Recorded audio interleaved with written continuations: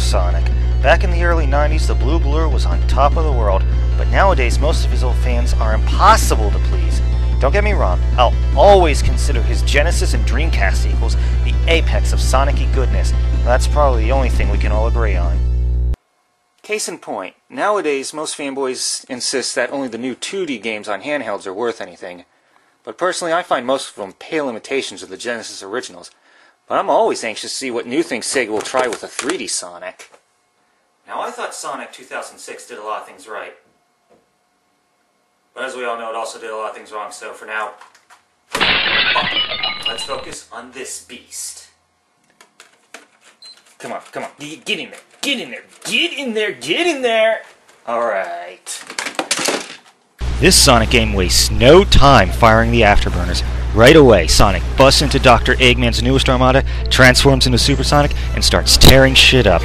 But of course, it turns out Eggman lured him there on purpose. By switching the Chaos Emerald's polarity and directing their power at Earth, Eggman awakens a demon called Dark Gaia. This also turns Sonic into the infamous Werehog, and after crashing back on Earth, he meets a new character who's lost his memory, called Chip. Not that Chip. As everyone knows by now, Sonic Unleashed is divided into daytime and nighttime gameplay. You might have heard that the daytime stages deliver the speediest Sonic gameplay yet. Trust me, that's no exaggeration.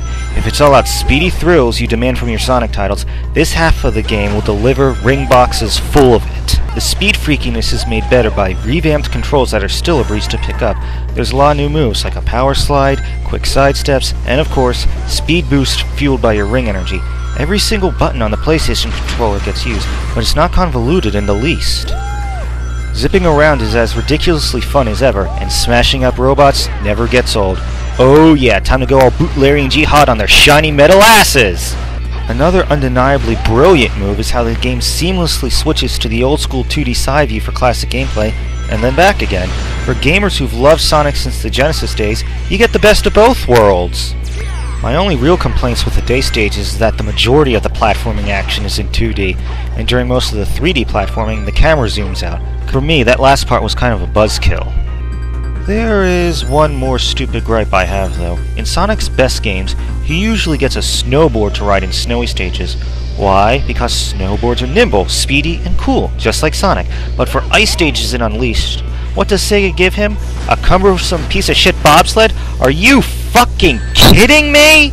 All in all, though, it's hard to find fault with the day stages, especially the multiform bosses, perhaps the best on-the-run fights yet in the series. But now, we come to the part most Sonic fans found decidedly unkosher, the nighttime stages.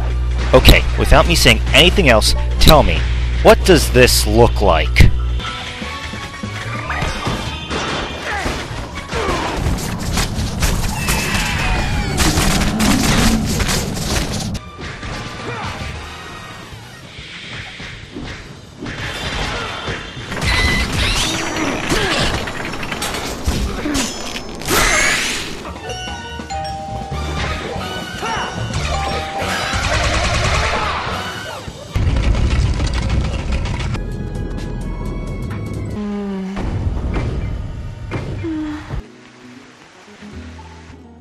Okay, X-rated minigames are perhaps the one thing Sega didn't rip from God of War. Praise Jeepus. The series spawns enough furry fetishism as it is.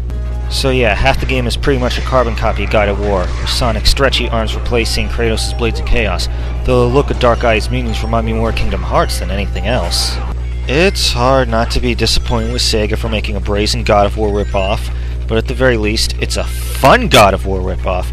Critics have bellyached about how God of War's gameplay just doesn't mesh with Sonic, but in my opinion, at least the platforming elements did, and found that aspect to be loads of fun. As for the combo crazy aspect, at least it's well designed. Before you really level up your stats, you can't just mash buttons. It takes some strategy to get through scraps, and it's fun unlocking new combos to use. Early on, a favorite tactic of mine was swinging little enemies around like a mace to clear a path. Another neat trick is slamming enemies down to clear an area after knocking them up with a Shohaken. Yes, it's actually called the Shohaken. At least Sega's honest about what they're copying. Oh, and one thing I found hilarious, how this trippy, campy music always plays during the Werehog fights. Reminds me of the 60s Batman show. All we need are random words popping up.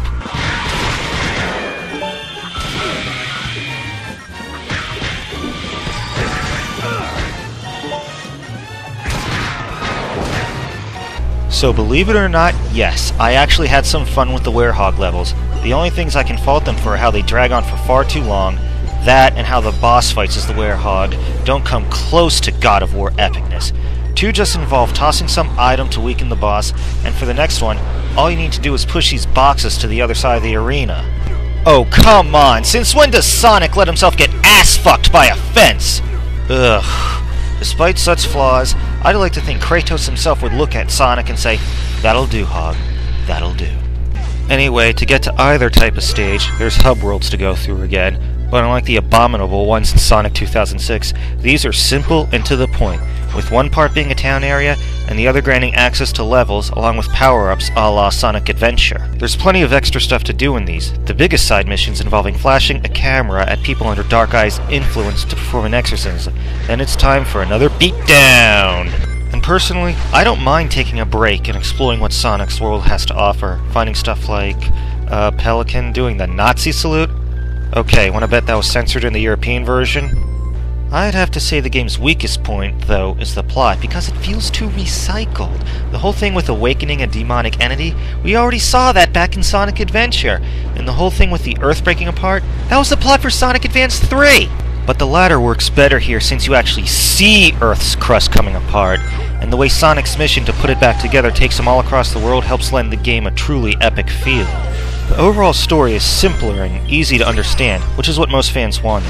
Plus, I found the cutscenes with Dr. Eggman to be pretty funny, especially the subtle suggestion that he put himself on that stupid Subway diet. I do have my own fanboyish gripes, like how 10 rings and extra lives are just lying around. A Sonic game without item boxes to smash open is like Castlevania without whippable candles. You just don't do it!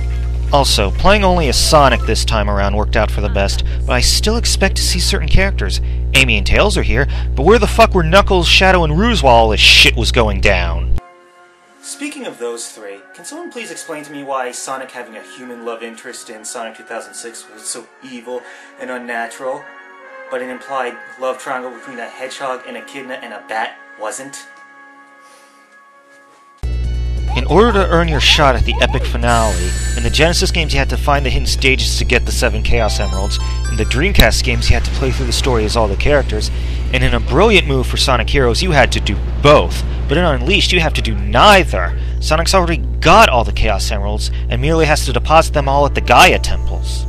Instead, you must scavenge around for Sun and Moon medals in order to access all the stages, and this just doesn't give you the same profound sense of accomplishment the older games did.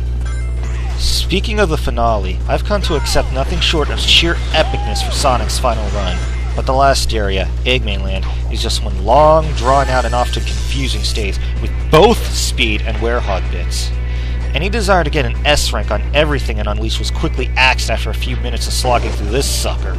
Oh, not the goddamn bobsled again! Ah, piss knocker! Damn! Oh, you motherfucking cocksmoker! But after finally getting through that, things picked up with the best boss yet fought as the Werehog. The whole game really gave you a sense of how Sonic and Eggman have played cat and mouse with each other for years, and it all reaches the boiling point here. Then it's on to face Dark Gaia, and let me tell ya, Sega at least showed some creativity for the end. Instead of fighting the final boss in space or some alternate dimension, this battle takes place deep within the Earth itself. It's as if Sonic's descending into the very depths of hell. On top of that, Chip summons all the Gaia temples to merge into one gigantic Mayan version of Devastator to help you out. Sweet. Unfortunately, the fucker's kinda a pig to control. It's a pain to move Chip's ass over to Dark Gaia, which you have to do 3 times. Once you do, Sonic has to run along an obstacle course to reach Dark Gaia, where there's no margin for error. But even after all that's not enough, there's still one card left to play. That's right, Go Super Sonic. This fight maintains that epic supersonic feel, but it's too short and too simple. So yeah, all in all, Unleashed doesn't measure up to the Genesis and Dreamcast games, or even Heroes, but it's still a wild thrill ride. Yeah, all the whiny hardcore purists will always insist that real Sonic fans can never like any 3D Sonics, but guess what? Castlevania purists say the same damn thing, and Legacy of Darkness turned out to be one of the best third-party games the N64 ever had. So to thumb my nose at the purists, This game's getting the same score, 8.5 out of 10. That'll do, Hog. That'll do.